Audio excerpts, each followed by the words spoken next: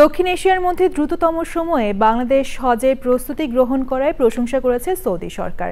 ১ ফেব্রুয়ারি থেকে সৌদি আরবে ভ্রমণকারীদের জন্য মেনিনজাইটিসের টিকা বাধ্যবাধকতা থাকলেও আগামী ১০ ফেব্রুয়ারি থেকে তা কার্যকর করার ঘোষণা দিয়েছে দেশটি। মক্কা থেকে MY আলাউদ্দিনের রিপোর্ট।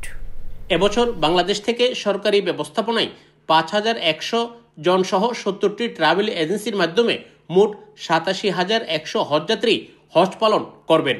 বাংলাদেশের যাত্রীরা উন্নত হজ ব্যবস্থাপনা পাবেন বলে জানিয়েছেন ধর্ম উপদেষ্টা।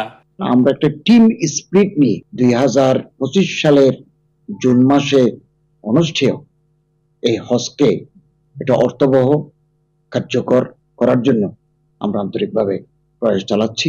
সৌদি আরব ভ্রমণে আফ্রিকা মহাদেশের জন্য ৫ ধরনের টিকা বাধ্যতামূলক করা হলেও বাংলাদেশি উমরা ও ভিজিট ভিসায় আগত ভ্রমণকারীদের শুধুমাত্র মেনিনজাইটিস টিকা দিতে হবে। বাংলাদেশি হজ যাত্রীদের আন্তর্জাতিক মানের সেবা প্রদানে প্রতিশ্রুতি দিয়েছেন সৌদি মুআল্লেম।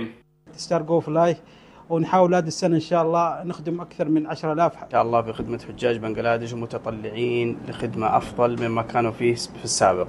১০ ফেব্রুয়ারি থেকে সৌদি আরবে উমরা এবং ভিজিট ভিসায় ভ্রমণকারীদের জন্য মেনিনজাইটিস টিকার যে বাধ্যবাধকতা করা হয়েছে এটা শুধু সৌদি আরবের নতুন ভ্রমণকারীদের জন্য। তবে যেসব প্রবাসীরা সৌদি আরবে থাকেন, ছুটিতে গিয়েছেন বা যাবেন, তাদের জন্য এই টিকার বাধ্যবাধকতা নেই বলে জানিয়েছেন এয়ারলাইন্সের সাথে সংশ্লিষ্টরা।